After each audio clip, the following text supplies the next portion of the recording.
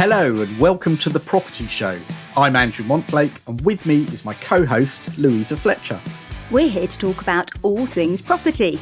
So whether you're buying, selling, renting, letting or simply staying put, we'll be chatting through the latest news on the housing market and mortgages, as well as sharing our advice and expertise to help you get the best from your home. In today's show, Lou will be talking about what improvements really add value to a property and how lockdown may have changed our views on open plan living.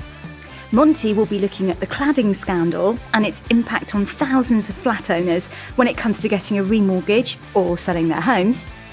He'll be explaining why you really need two types of survey when you buy your next home. And of course, he'll be sharing his latest crop of top mortgage picks.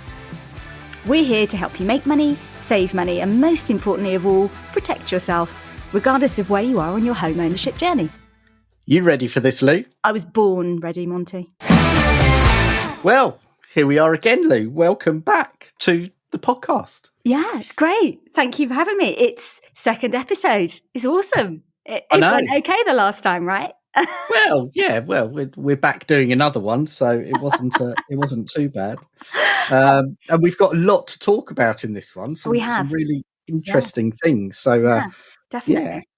Coming up, we'll be talking about open plan living and how that's changed, and mortgages, and dipping into the cladding scandal, which is you could actually do a whole podcast on that in itself easily. But how's your week been?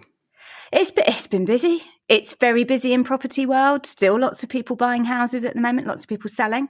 And I'm coming to you live from my dining table today. I've got a nice cup of tea. Oh, your dining table? Yeah, proper rock and roll. Proper rock and roll. Well, I'm still in my little room, but I have got a nice Eden-flavoured candle burning. So I'm feeling very chilled and relaxed. Nice. But anyway, people don't want to know about that, do they? It's actually, I'll tell you what, you mentioned something to me when we were chatting the other day, which I thought was quite interesting and probably a good place to start. You said that you think that the roaring 20s, because that's what we're in now. Because that is what we're in now, right? Yeah. Will be all about dinner parties and barbecues. Yeah. Are you sure? Yeah. How'd you figure that? Well, just hear me out on this one, okay? So go on. You've probably seen, over the press in the last week or so, that it's looking pretty likely that hospitality venues, so restaurants and pubs, probably won't get to open until May. Yeah. At the earliest, perhaps. And then we've got sort of large events. You probably saw in the news this week that Glastonbury, sadly, has been cancelled this year. I know, gutted. Yeah, I was. So, hopefully we will be able to start socialising in small groups, maybe April time, maybe March, if it all goes the right way. Which means if that's the case, then you could have small groups around, perhaps for a barbecue if the weather's nice, or maybe a dinner party. And I think there are quite a lot of people. I mean, we were chatting about this just before we started recording, weren't we? That we were kind of saying, it might well be that there could be a series of lockdowns again next winter. I mean, I know we all hope there won't be, but I don't think anybody would rule it out right now. No. So I think if that's the case, then there's kind of this cultural shift more towards entertaining friends and family at home than perhaps going out as we used to. Maybe. So then if you take that as the starting point, you can see how people who are going to be moving home in the next year may start thinking, well, actually, do you know what? If we're going to have friends around more, then we need space to do that. And actually, it then starts to promote a different thought process around how people use the space in their home. So you mean like more dining rooms or... Yeah, I think opening everything up. I mean, I think so, because it used to be up until all this happened. People were actively getting rid of dining rooms because it was that room that you used at Christmas and like on the odd time when you had like a posh dinner party, or you used it as a storage room, or you used it as a kids' playroom. But obviously there's been a movement in the last sort of 20 years really to kind of knock through and create these sort of all expansive kind of living room, kitchen, diner, playroom areas, which is lovely and great. But I know of quite a few friends who've been working at home with kids over the COVID lockdown period. And where they've got these open plan living spaces, they've actually found it really quite difficult. Yeah. Noise.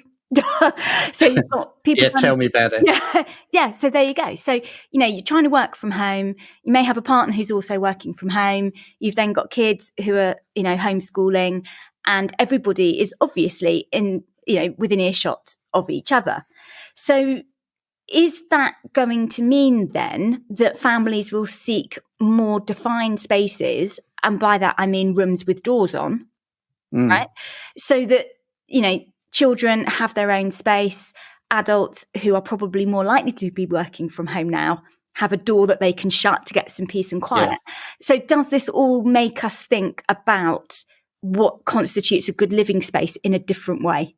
Yeah, no, you're right. I quite like that. I quite like that idea of having the posh room back. The room you're not allowed to go in when you're kids. Yeah. And you can have. So does that mean we're going to see the trolley? What are they called? The hostess with the hostess. The trolley hostess, the hostess trolleys, and fondue evenings and that kind of stuff coming back. Yeah, we're going back to the 70s. It is. It's like but.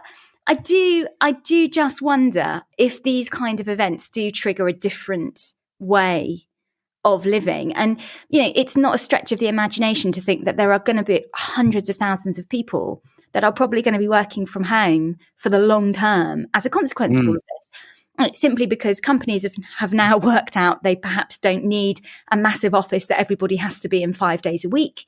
They can take smaller office space, which then provides much better, returns for their bottom line. But also it means that, employees don't have to commute every day. They can work from home. If they need to come in for meetings or brainstorming sessions with staff or whatever, great. But it's a very different way of working. And if that's the case, then, people need to take a different approach to being set up for success when it comes to kind of working from home as well, I think. Yeah, absolutely. Actually, funnily enough, we had a discussion this week about turning our dilapidated garage, which I'm looking at now with a garage door hanging off and no roof, into a proper office, right? So that we can actually work properly, and I can shut myself away and not worry about the kids screaming and interrupting every 2 minutes. So yeah, I can see that. So what sort of properties do you think really will be in demand in the future then? So I think there's going to be two sort of schools of thought. So as you've just touched on, I think there's a real need for people to have a proper desk and a chair and a work setup so they can work comfortably and safely from an ergonomics perspective, because no one wants like a quick back or shoulder or stuff, But also having that door that you can shut and work at the end of the day is, I think, really important for your own sanity and mental health. It's just kind of like, right, work is over now, I'm going to walk away from it. So I do think that properties that have studies, an office, or perhaps the scope to create one, you will see a rise in demand for that kind of property. I do think, that's already happening, but I do think we'll see more of it this year. But I think also, homes with outdoor entertaining zones will be a lot more popular. So these are at the high end, these are kind of outdoor kitchens, which are quite incredible.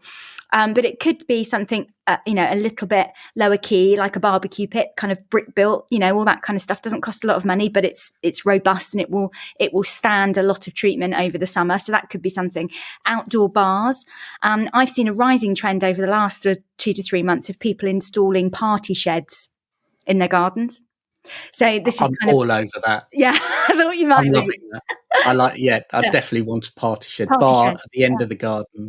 Yeah, what could go wrong? Right. So party shed, and it's a real thing. It's out there on Instagram, and I can absolutely see how people would go, do you know what? Actually, I want my mates around. I want to be in the comfort of my own garden and home, and if I've got the space and the room in the garden, I'm going to do it. So I think that, although that kind of stuff is a faff to install, I think that we might see homes that have those kinds of things probably I wouldn't say command a premium so much, but I do think they will sell a bit quicker because people will see it and go, gosh, that's a great idea. It's and it creates another kind of usable space.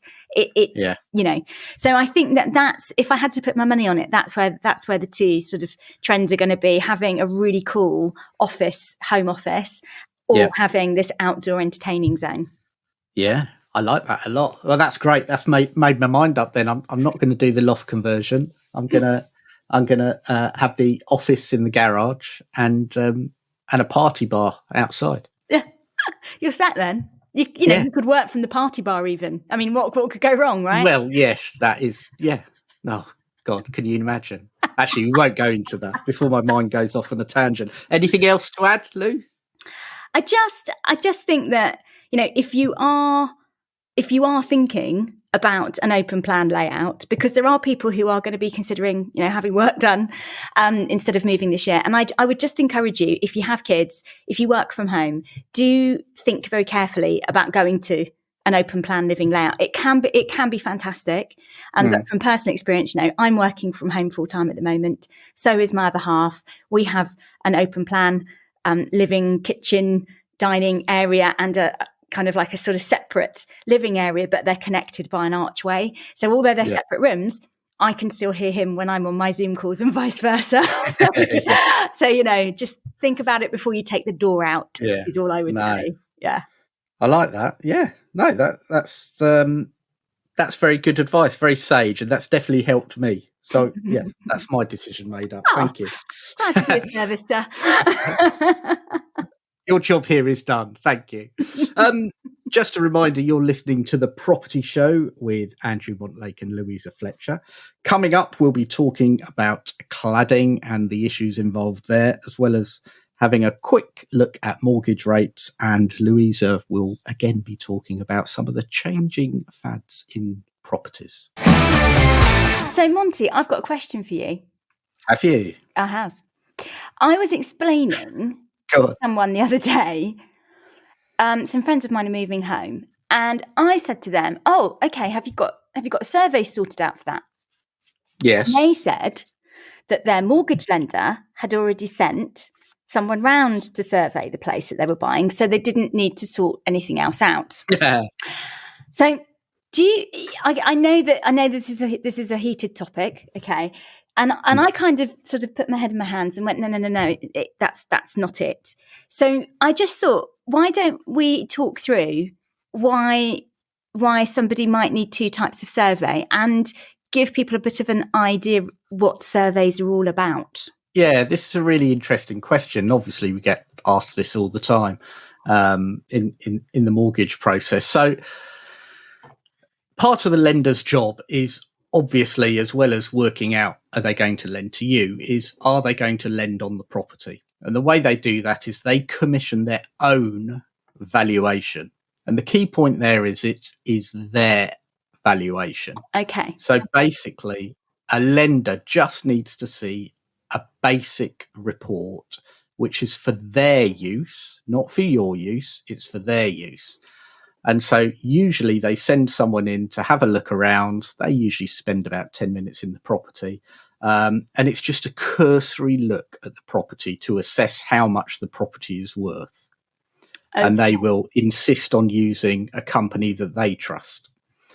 In some cases, you do have to pay for that. Okay. But these days, lenders, especially if you're first-time buyers, will do a free valuation. So they'll include it in the cost because they're not paying very much for it, and someone will just go around and, not spend that much time on it. So it doesn't point out real structural issues unless there's something glaringly obvious. And as I say, the key point is it's for the lender. So in some cases, you as the applicant don't even see it at all. So you don't know if there's anything wrong with it. They haven't knocked on walls and lifted up carpets and stuff like that.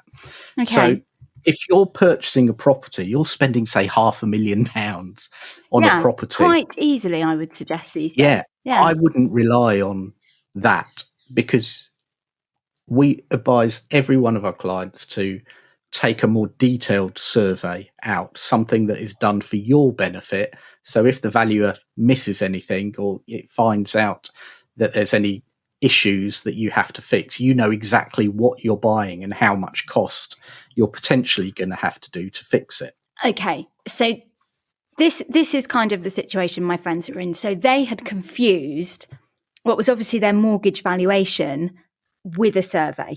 Yeah, that's right. Totally so what we're different. saying here is that the valuation that occurred just told the lender that the property was worth what they were lending on it, and that they were okay to progress on the mortgage. Yeah, right. That's right. So there are more detailed surveys that you can then have, and there are three main ones really. One is a home condition report, which just identifies any risks and potential issues and highlights any urgent defects. A lot of the time that's used for maybe a new build or a conventional home in a really good condition. Okay. So there's no real advice or valuation in that, but it is done for your benefit. And that's the cheapest, most basic survey you can get. One thing we recommend a lot is the home buyer report or a flat buyer's report. And that is suitable for, again, modernish properties in a reasonable position, in a reasonable condition. The cost of that starts at around about £400-500 maybe. Okay. And it's a lot more detailed in terms of what it looks at. And it will look at things like, potentially there might be some damp, etc. It will tell you if there's any obvious major problems, obvious rots, subsidence, that kind of thing. Yeah. But again, it's still non-intrusive, so it doesn't lift up floorboards, drill any holes, etc., etc. But it is a really good middle ground if you're buying a property which is in reasonable condition.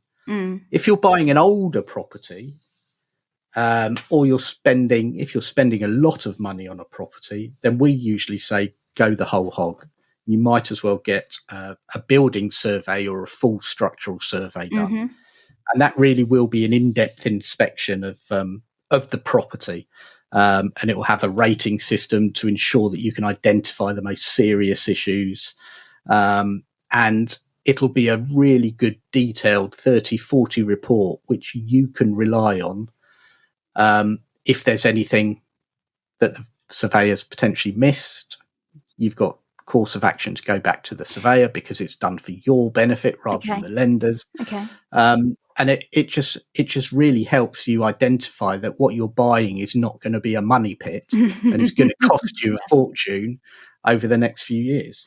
And I think, you made the point that, you could be spending, the average property price is what, £253,000, according to the last lot of data. We talked about that last time. And so if you're spending £250,000, you'd want to know that what you're buying, you wouldn't buy a car without knowing that it had an MOT and knowing that it had a service history, right? So I think people do forget this, and there is a bit of a misconception that, if the mortgage lender says it's going to be okay, it'll be fine. And rightly so, if you're spending a lot of money, wouldn't you want to know about any problems that were inherently, you were perhaps going to, take on board when you bought that property, or at least know if you're going in with your eyes open, if it's a listed property, for example, if there's an awful lot of maintenance that's required, what that could cost you. And I don't think people really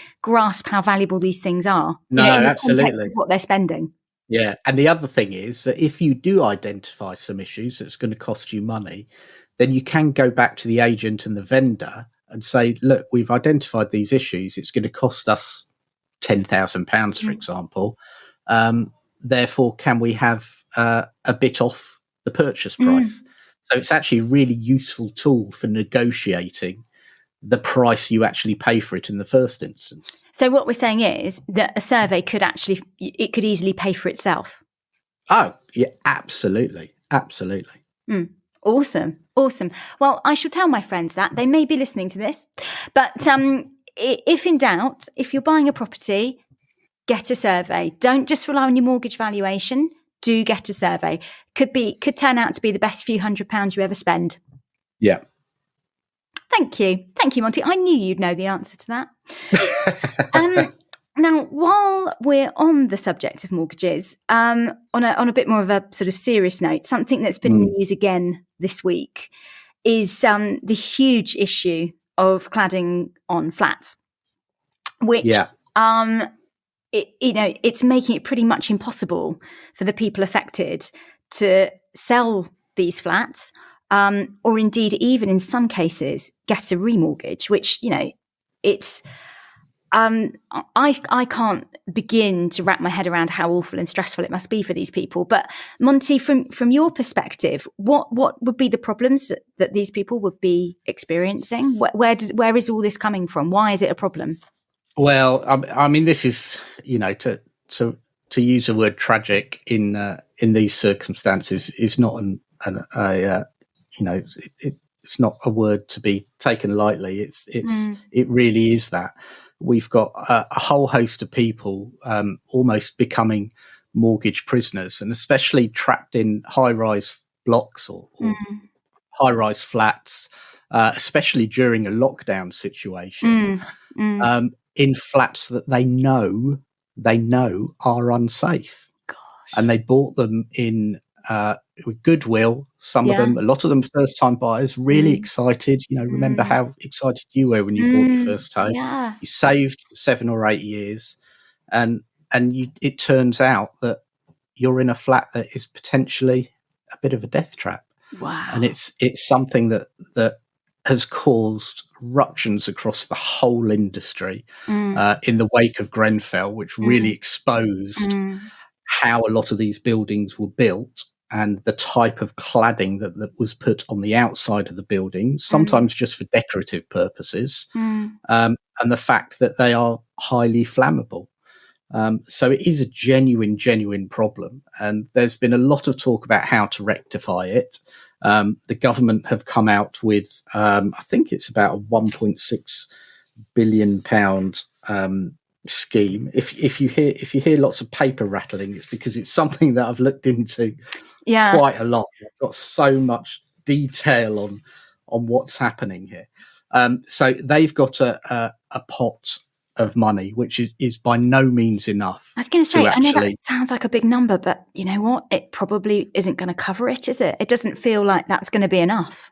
No. Well, at the moment, the cabinet are tussling around launching another 10 billion. So a £10 billion plot for cladding victims. But the problem is how that is paid for. So the aim at the moment is that there'll be this pot, and people who live in these properties can basically get their share of that, but it forms the basis of long-term loans.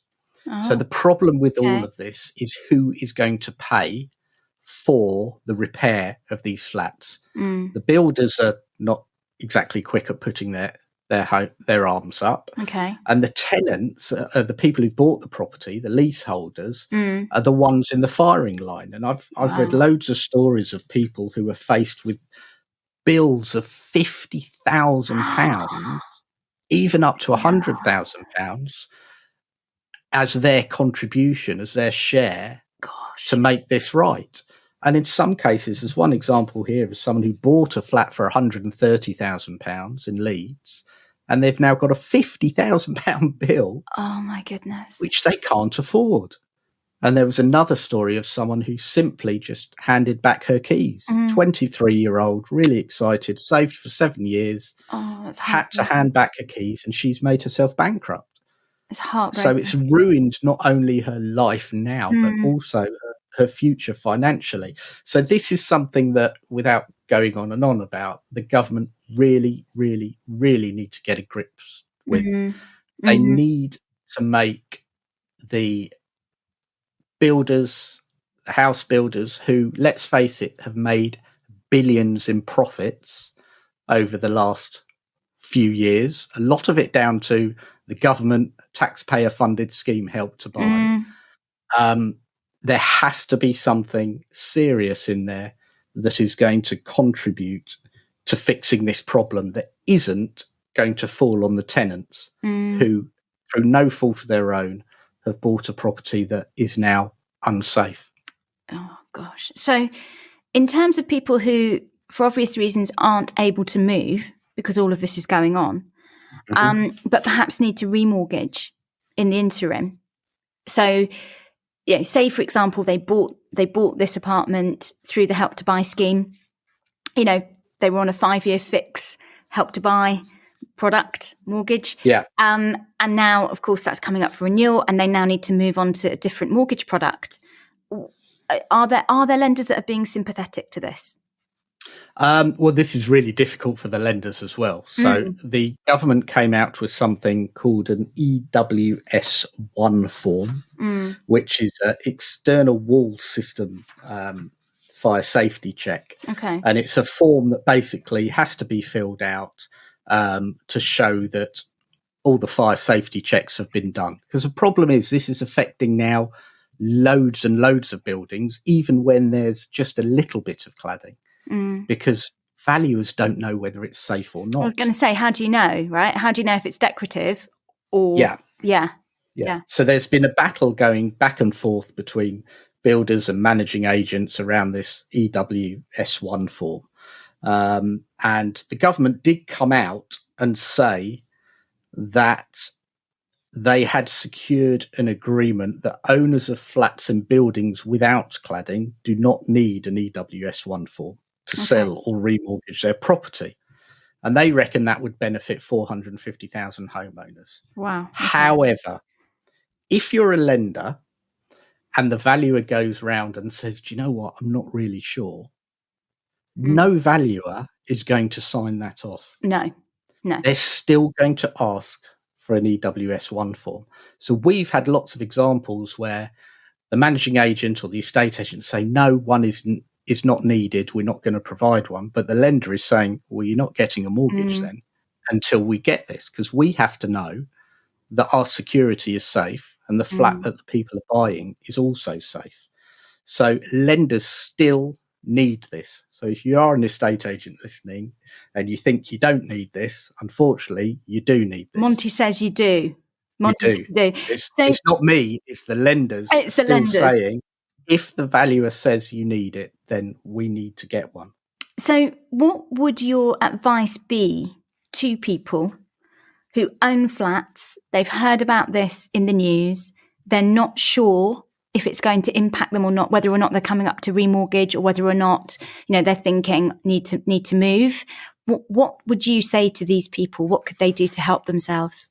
The first thing is to make sure that the documentation and the forms are there. So if they speak to their managing agent, if they speak to their the estate agent or the builders they bought the property from, and see if they do have the relevant fire safety checks in place. That's going to be a key starting point. Okay. The problem at the moment is I don't have much good news for those people, because it is very, very difficult to secure a mortgage or to sell a property if you're in one of those flats with those issues. And it's something we have to keep campaigning to the government about, and a lot of press have picked it up and are campaigning very strongly on this, and I fundamentally back them. This is a real scandal going on now that needs to be resolved quickly. I think it's fair to say this isn't going to go away anytime soon. And I'm thinking that this is probably not the last time we're going to be talking about this in the next few months, is it, Monty? No, sadly not. But hopefully next time we do talk about it, it will be some good news. Let's hope. Yeah, let's hope. Just a reminder, this is a property show with Lou and Monty. Still to come, we'll be talking about mortgages and, various other things, really. I'm not sure what's coming next, Lou, really. Why don't we go with the flow? So we were chatting earlier about sort of things that people are looking for when they're looking for their next property and how that's changed over COVID, etc. Yeah. But for those people who are going to be staying put and are thinking about getting some work done, what's your advice around what really adds value? Okay. So before I start, I'm going to apologise because I may get a little controversial and a little bit heated. I've never heard you get controversial. Go for it. I'll see if I can wind you up then. Go on. Right. Off you go. So, when you're watching those property porn TV programs, I'm not going to mention any names, but you know what I'm talking about. And the presenter stands there and says, and by spending just a few £100 on painting and decorating, they've added thousands to the value of his property. I am stood in the corner of the room shouting at the top of my voice at the television. And basically, in the vast majority of cases, it's just not true. It just isn't how it works. It's just there to make good telly.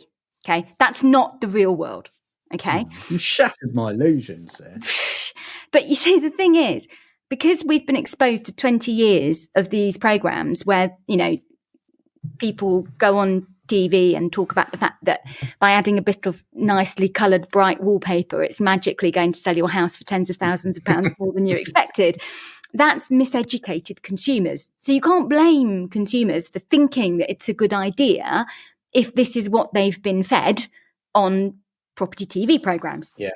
However, it does really wind me up, and I'm being very measured as I speak at the moment because I'm trying not to say a bad word. I could see a property TV program in the future with you on it, Lou. No, I don't think it's a very good idea. No.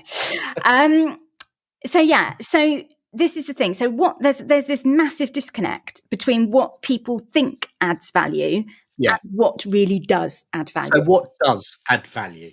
So you were just talking about mortgage valuations and surveyors and all of that kind of thing. And I think that where we start at is the majority of surveyors would tell you that in order to add value, significant value to a property, you've either got to substantially improve its condition. And when I say substantially, I mean, you know, take a wreck and create something that's livable in and habitable and nice, or add usable living space. So adding bedrooms, adding bathrooms, adding additional living rooms. So you've either got to add square footage, square meterage, depending on which one you work in, or you have to substantially improve its condition. So that's technically what really does add value. So, for example, a single or double height extension where you're adding rooms is adding value because you're actively adding livable, usable space. Yeah. Okay. It's expensive and there's a lot of upheaval, but if you're going to add serious wedge to the value of your property, that's one way of going about it. Then next down the ladder would be loft conversions. So plenty of scope there. But again, you have to create usable rooms. So in other words, you would need to have windows and a fixed staircase for it to be considered livable. But, you know, you could get a lovely master bedroom suite and a little ensuite in a loft. Yeah. In a so loft. That's my fireman's pole idea out then. We won't talk about that. You're going to start talking about your party shed again, aren't you? I see. Sorry, go on, carry on. But so the whole kind of idea here is, a loft conversion can be cool, but it can't just be somewhere that, you know, you park a chair and it's a bit boarded out and all of that. It has to be a proper room. So the biggest winner, which surprises a lot of people, but if you are developing with an idea to make profit, and we'll come to that in a minute, but actually it's creating off-road parking space, especially if you live in a city. Yeah. Because by converting your front garden into a parking space, especially, I mean, I lived years ago in Barnes, and it was great, and Barnes is lovely, but you couldn't, you know, there was no parking off-road kind of thing. Everybody parked on the road. And I would have paid good money to be able to park right outside my front door. So, you know, if you're able to, by applying for a drop curb and creating, you know, and doing it properly, it doesn't cost a lot of money. You're only talking maybe, you know, between £1,500 and £2,500. But the value it can add can be absolutely significant. So that's a good way of doing it if profitability is uppermost in your mind. That's very interesting. And that's going to become even more to the fore when people have got electric cars, things like that, isn't it? Yeah, absolutely. So, absolutely. That's interesting. Yeah. So for those who are thinking about a project, what's your advice? So I always say to people, before you're thinking about doing any of this, do some investigating and see what properties in your road have sold for, because every street has what's called a ceiling price, which is, it doesn't matter, you could build the Taj Mahal, but you're never really going to achieve over that ceiling price. So what you wouldn't want to do is make the mistake of spending tens, if not hundreds of thousands of pounds on really significant development, and then find that you will never achieve what you've spent, much less make any profit. So it's really important that you not just, especially if you're buying a property with an eye to redeveloping to make profit, that you need to make sure your numbers stack before you even start. So if you are in doubt, you could, if you are taking on a project with a view to selling in the next year to 18 months, I would say there's absolutely nothing wrong with having a chat with a good local estate agent, explaining what you're doing, talking about, the fact that if they're prepared to give you some advice now, that you would seek to list the property with them once it's ready to go, and get their view, because they'll be able to tell you pretty accurately what the ceiling price is for that road.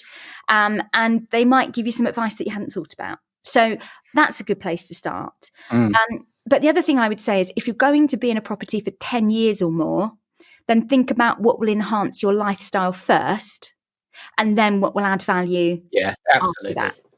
Yeah.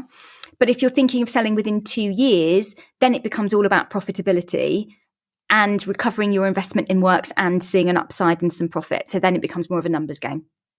Okay. But there is something else. There's always something else. There's always something else with me, right? Go on. So you need to make sure that whatever it is you're thinking about doing can either be done within permitted development rights, or if you need to get planning permission. So for those who've not been involved in any of this before, you can do a certain amount of work to your own property if it falls within the permitted development right structure. But it depends on where you live in the country and what sort of property you have. So if you live in an area of outstanding natural beauty, or a conservation area, or if it's a listed building, or if it's a leasehold flat, something like that, you may find that you still have to get permission. So do check. If you're not clear, always check. Really good website to have a look at is planningportal.co.uk. There's loads of good advice there. There's an online tool to help you find out if you will need permission or not. So do have a look at that. But even if you don't need planning permission, you probably still will need to comply with building regulation, and you will need to get building reg approval once everything is finished. So you'll need to have your approval when you come to sell, for example, because that's going to be a key part of the legal process. Okay, that's very good. I've made a note of that website for my office in the garage. See what I can do there. Look, you shouted at me before. I did. When we were doing the trailer. I did. And you said not swimming pools. Why not? I'd have thought that would have added value, wouldn't it? A nice swimming pool. So there are 2 or 3 things that constantly come up again and again as something that people install thinking it's going to add so much value, and then finding it actually becomes more of a problem. So swimming pools would be one of those things. So they are really Marmite. Some people think it's awesome and, the height of luxury. Other people basically see it as really dangerous for kids and pets. And then they look at the cost of heating and the ongoing maintenance of it. So for them, it's a real turn-off. And in my experience, there is a buyer perception that it costs so much money to rip out a swimming pool. So in the past, where I've had clients who've been struggling to sell a home that's got a swimming pool, I've actually advised them to spend a couple of grand, fill the thing in, and actually the home is sold. Because buyers see it as an obstacle. Okay. So I would absolutely say to people, if you're thinking about putting a swimming pool in and you're going to be in the property for 10 years, great. But don't bank on it being a profit maker. And hot tubs are the same. Hot tubs can be very divisive. Yeah, so, I can understand that. Another thing, so you touched on talking about, maybe converting your garage. So don't tell me that's on the list. Well, it kind of is. So another common mistake that people make is they have an integral garage, and they think, well, we need an extra bedroom. So great, there's a door to the kitchen. It's fine. We'll make that into a bedroom. And that's not a good idea either, because actually garages do add quite a lot of value to a property. And most people don't keep their car in the garage, but they do keep loads of other stuff. So it's really valuable space. But the bigger thing is, if you take a garage and then make it into a bedroom, the layout becomes compromised of the home, because then you've probably got a bedroom that either goes straight into a kitchen if you're really unlucky, or it might, if you're slightly more lucky, go in to your downstairs hallway. But that's still a bit weird, because most people would perceive that a bedroom has to be upstairs in a 2-story house. So that is something I would say avoid if you possibly can. If you absolutely need the space, and do you know what? I get it. Some people do.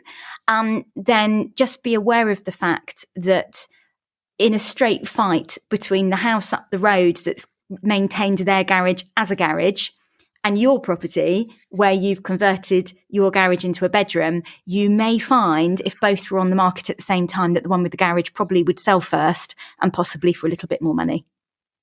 Very interesting. So that's, if you really need to convert your garage, the best advice I can give you, other than going through all the other stuff about checking with permitted development rights and getting your building regs signed off and all the rest of it. The one thing I would say is, in an ideal world, you'd replace that garage with, if you've got the space to do it, a new garage. So you're not losing anything, if that makes sense. So, but not every to you. I'm going to put an office in there. And a music studio, hopefully. Studio, okay. Good luck. So you said cosmetic changes, like redecorating, don't really add value? No. So it will make your home easier to sell. Will make the property easier to sell. So it's sort of dated, decor, and you've refreshed it and brought it up to date, and it's all nice and clean. That will absolutely make a difference to the speed at which it sells, because obviously it's going to look nice and fresh in the photographs, and it's going to look very nice and tied in up together when people come around to view it. So I'm not saying it won't be a benefit. I'm just saying spending 500 quid on paint and wallpaper is not going to add £10,000 to the value of your property. Okay. And you see, I did all of that without swearing. Are you proud of me? You did very well. That wasn't that much of a rant, really. There was a little bit. I was worried at start, but you sort of came back from the precipice. Yeah. Well, there's one last thing, and I would say conservatories. Right. Conservatories. Yeah, we demolished our conservatory. So you see, again, these are very divisive. So one man's conservatory is another man's UPVC box from hell, and you just don't know which way it's going to go. But the big thing with conservatories is, if it's going to add value, it comes back to that thing I said earlier about being usable living space. So if it's an orangery and it's got proper central heating in it, and it's, nicely ventilated, so it means that, you don't get stiflingly hot in the summer and you're not freezing in the winter, that ticks the box as being usable space. If you could sit in it all day and work in there, absolutely fine, crack on. But if it's something that, here's the top tip, right? If over Christmas you had food and you put it in your conservatory because it was cold out there and it kept it chilled and you didn't need to use a fridge, I'm going to go with that's not usable 365 days a year. Okay. So that could represent a challenge when you come to sell. And then you get buyers who look at it and go, well, the house is nice, but they've stuck this conservatory on the back and it's not in keeping with it. Yeah. So again, just be cautious. If you're going to live in the property for a long time and you're going to use this, great. But if you're trying to sell it within the next 2 years, think very, very carefully about what you're spending. Okay. Thanks for that. That's good advice there. I learned something. You're welcome. We probably should talk about something else, because we're definitely not going to get sponsored by Anglian now, are we? No, you're not.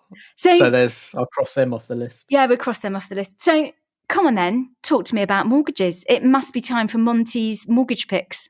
Well, we've talked so long, I'm not sure we've got time now. So what I'll do is I'll just give you a very, very quick quick guide to what's happening. So the good news is that lenders are coming back into the market quite aggressively, certainly around the normal 60, 75% loan to value rates, and even 90% loan to value rates, which we talked about in the last episode, have come down a little bit.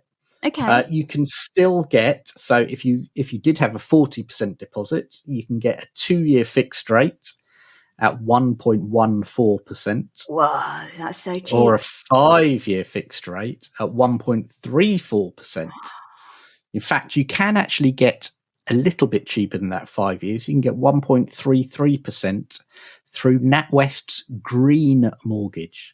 So if you've got a property that's energy rated A or B, then you can get a little bit less there. And we'll probably talk about the whole green mortgages concept, because that is really going to affect properties in the future in another episode. If you've got 15% deposit, then you can get a 5-year fix at 2.8% through Yorkshire Building Society, or 2.85% through Clydesdale. And just keeping an eye on the 90% rates, Nationwide have got a 3.24% 2-year fix, or a 3.44% 5-year fix. Okay. So still around 3.5%, but they have come down a little bit. And I expect them to come down quite dramatically. And they're available. That's the main thing, isn't it? Yeah. Which is the key point. Yeah. Awesome. So there you go. There's a little view of what's going on at the moment. But we're done. We're out of time. Time flies when you're having fun, right? Well, yeah, apparently they say that. That really dragged. No, I'm joking. I always have fun talking to you, Lou. Oh, right back at you. Thanks so much for everyone listening in again. If you do like what you hear, please give us a rating or leave us a review in your podcast app. And don't forget, we are here to help with your property problems and your mortgage dilemmas. Very happy to see what we can do. So if you would like our advice, why not drop us an email to hello@theproperty-show.com. And if you want the very latest on the property market from the two of us, please give us a follow on social media. You'll find us on Twitter @PropertyShowPod. Thanks very much for joining us, and we'll see you on the next one.